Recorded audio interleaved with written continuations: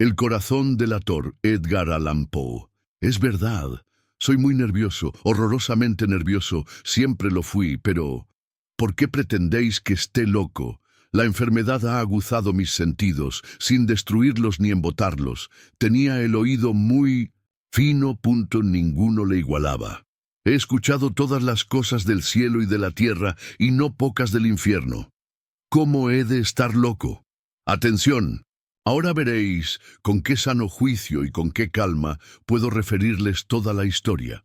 Me es imposible decir cómo se me ocurrió primeramente la idea, pero una vez concebida, no pude desecharla ni de noche ni de día. No me proponía objeto alguno, ni me dejaba llevar de una pasión. Amaba al buen anciano, pues jamás me había hecho daño alguno, ni menos insultado.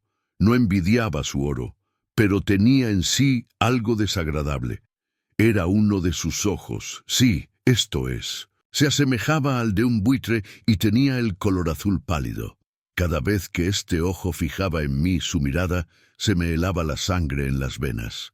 Y lentamente, por grados, comenzó a germinar en mi cerebro la idea de arrancar la vida al viejo, a fin de librarme para siempre de aquel ojo que me molestaba. He aquí el quid. Me creéis loco, pero advertid que los locos no razonan. Hubierais visto con qué buen juicio procedí, con qué tacto y previsión y con qué disimulo puse manos a la obra. Nunca había sido tan amable con el viejo como durante la semana que precedió al asesinato. Todas las noches, a eso de las 12, levantaba el picaporte de la puerta y la abría. Pero qué suavemente. Y cuando quedaba bastante espacio para pasar la cabeza, introducía una linterna sorda bien cerrada, para que no filtrase ninguna luz, y alargaba el cuello. ¡Oh, os hubierais reído al ver con qué cuidado procedía! Movía lentamente la cabeza, muy poco a poco, para no perturbar el sueño del viejo, y necesitaba al menos una hora para adelantarla lo suficiente a fin de ver al hombre echado en su cama. Ah, un loco no habría sido tan prudente, y cuando mi cabeza estaba dentro de la habitación, levantaba la linterna con sumo cuidado. ¡Oh, con qué cuidado, con qué cuidado! Porque la charnela rechinaba. No la abría más de lo suficiente para que un imperceptible rayo de luz iluminase el ojo de buitre. Hice esto durante 7 largas noches, hasta las 12, pero siempre encontré el ojo cerrado y, por consiguiente, me fue imposible consumar mi obra, porque no era el viejo lo que me incomodaba, sino su maldito ojo. Todos los días, al amanecer, entraba atrevidamente en su cuarto y le hablaba con la mayor serenidad, llamándole por su nombre con tono cariñoso y preguntándole cómo había pasado la noche. Ya veis, por lo dicho, que debería ser un viejo muy perspicaz para sospechar que todas las noches, hasta las 12, le examinaba durante su sueño. Llegada la 8ª noche, procedí con más precaución aún para abrir la puerta. La aguja de un reloj se hubiera movido más rápidamente que mi mano. Mis facultades y mi sagacidad estaban más desarrolladas que nunca, y apenas podía reprimir la emoción de mi triunfo, pensar que estaba allí, abriendo la puerta poco a poco, y que él no podía ni siquiera soñar en mis actos. Esta idea me hizo reír, y tal vez el durmiente escuchó mi ligera carcajada, pues se movió de pronto en su lecho como si se despertase. Tal vez creeréis que me retiré. Nada de eso. Su habitación estaba negra como un pez, tan espesas eran las tinieblas, pues mi hombre había cerrado herméticamente los postigos por temor a los ladrones. Y sabiendo que no podía ver la puerta entornada, seguí empujándola más, siempre más. Había pasado ya la cabeza y estaba a punto de abrir la linterna, cuando mi pulgar se deslizó sobre el muelle con que se cerraba, y el viejo se incorporó en su lecho exclamando: «¿Quién anda ahí?». Permanecí inmóvil sin contestar. Durante 1 hora me mantuve como petrificado, y en todo este tiempo no le vi echarse de nuevo. Seguía sentado y escuchando, como yo lo había hecho noches enteras, pero he aquí que de repente oigo una especie de queja débil, y reconozco que era debida a un terror mortal. No era de dolor ni de pena. Oh, no. Era el ruido sordo y ahogado que se eleva del fondo de un alma poseída por el espanto. Yo conocía bien este rumor, pues muchas noches, a las 12, cuando todos dormían, lo oí producirse en mi pecho, aumentando con su eco terrible el terror que me embargaba. Por eso comprendía bien lo que el viejo experimentaba, y le compadecía, aunque la risa entreabriese mis labios. No se me ocultaba que se había mantenido despierto desde el primer ruido, cuando se revolvió en el lecho. Sus temores se acrecentaron, y sin duda quiso persuadirse que no había causa para ello, mas no pudo conseguirlo. Sin duda pensó, eso no será más que el viento de la chimenea, o de un ratón que corre, o algún grillo que canta. El hombre se esforzó para confirmarse en estas hipótesis, pero todo fue inútil. Era inútil, porque la muerte que se acercaba había pasado delante de él con su negra sombra, envolviendo en ella a su víctima. Y la influencia fúnebre de esa sombra, invisible, era la que le hacía sentir, aunque no distinguiera ni viera nada, la presencia de mi cabeza en el cuarto. Después de esperar largo tiempo con mucha paciencia sin oírle echarse de nuevo, resolví entreabrir un poco la linterna. Pero tan poco, que casi no era nada. La abrí tan cautelosamente que más no podía ser, hasta que al fin un solo rayo pálido, como un hilo de araña, saliendo de la abertura, se proyectó en el ojo de buitre. Estaba abierto, muy abierto. Y no me enfurecí apenas le miré. Le vi con la mayor claridad, todo entero, con su color azul opaco, y cubierto con una especie de velo hediondo que heló mi sangre hasta la médula de los huesos. Pero esto era lo único que veía de la cara o de la persona del anciano, pues había dirigido el rayo de luz, como por instinto, hacia el maldito ojo.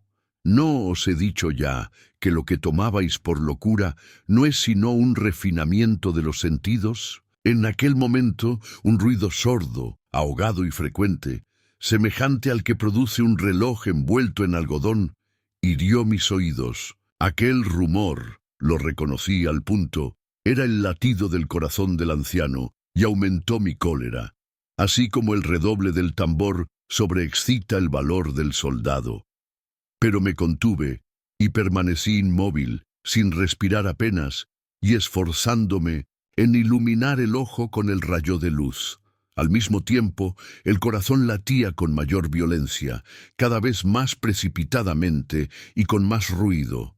El terror del anciano debía ser indecible, pues aquel latido se producía con redoblada fuerza, cada minuto. ¿Me escucháis atentos? Ya os he dicho que yo era nervioso, y lo soy, en efecto. En medio del silencio de la noche, un silencio tan imponente como el de aquella antigua casa, aquel ruido extraño me produjo un terror indecible. Por espacio de algunos minutos me contuve aún, permaneciendo tranquilo, pero el latido subía de punto a cada instante, hasta que creí que el corazón iba a estallar, y de pronto me sobrecogió una nueva angustia. Algún vecino podría oír el rumor. Había llegado la última hora del viejo. Profiriendo un alarido, abrí bruscamente la linterna y me introduje en la habitación. El buen hombre solo dejó escapar un grito, solo uno. En un instante le arrojé en el suelo. Reí de contento al ver mi tarea tan adelantada, aunque esta vez ya no me atormentaba, pues no se podía oír a través de la pared. Al fin cesó la palpitación, porque el viejo había muerto. Levanté las ropas y examiné el cadáver. Estaba rígido, completamente rígido. Apoyé mi mano sobre el corazón y la tuve aplicada algunos minutos. No se oía ningún latido. El hombre había dejado de existir y su ojo desde entonces ya no me atormentaría más. Si persistís en tomarme por loco, esa creencia se desvanecerá cuando os diga qué precauciones adopté para ocultar el cadáver. La noche avanzaba y comencé a trabajar activamente aunque en silencio. Corté la cabeza, después los brazos y por último las piernas.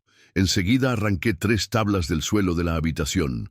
Deposité los restos mutilados en los espacios huecos y volví a colocar las tablas con tanta habilidad y destreza que ningún ojo humano, ni aun el suyo, hubiera podido descubrir nada de particular.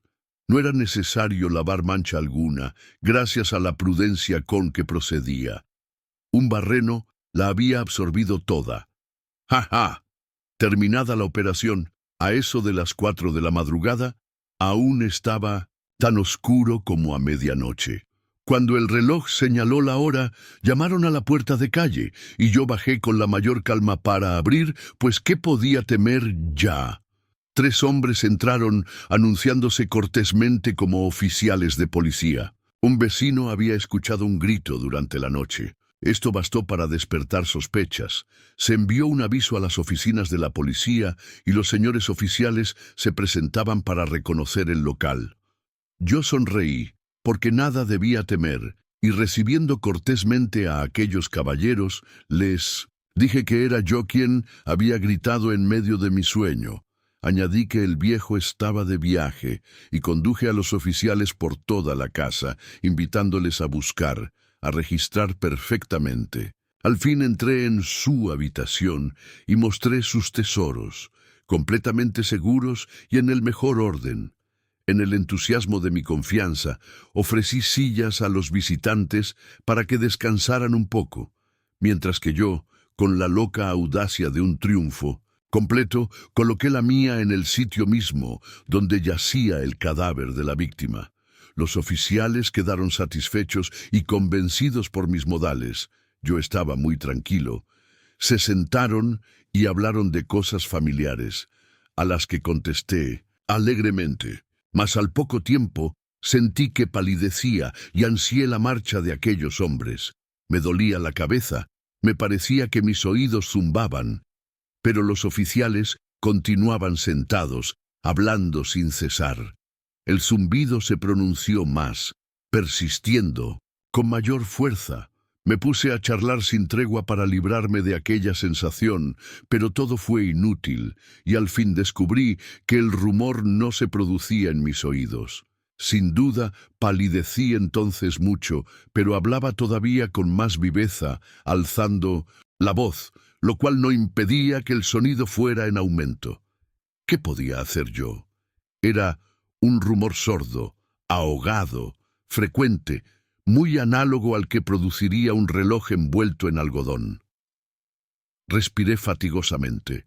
Los oficiales no oían aún. Entonces, hablé más aprisa, con mayor vehemencia, pero el ruido aumentaba sin cesar. Me levanté y comencé a discutir sobre varias nimiedades, en un diapasón muy alto y gesticulando vivamente. Mas el ruido crecía. ¿Por qué no querían irse aquellos hombres? Aparentando que me exasperaban sus observaciones, di varias vueltas de un lado a otro de la habitación. Mas el rumor iba en aumento. Dios mío, ¿qué podía hacer? La cólera me cegaba, comencé a renegar. Agité la silla donde me había sentado, haciéndola rechinar sobre el suelo. Pero el ruido dominaba siempre de una manera muy marcada. Y los oficiales seguían hablando, bromeaban y sonreían. ¿Sería posible que no oyesen? Dios Todopoderoso. No, no. Oían, sospechaban, lo sabían todo, se divertían con mi espanto. Lo creí y lo creo aún. Cualquier cosa era preferible a semejante burla. No podía soportar más tiempo aquellas hipócritas sonrisas. Comprendí que era preciso gritar o morir, y cada vez más alto. ¿Lo oís? Cada vez más alto, siempre más alto. «¡Miserables!», exclamé. «No disimuléis más tiempo, confieso el crimen. Arrancad esas tablas, ahí está, ahí está. Es el latido de su espantoso corazón». Fin. Gracias por escucharnos en Dimensión Audiolibro. Si les gusta, suscribiros y den like. Un saludo.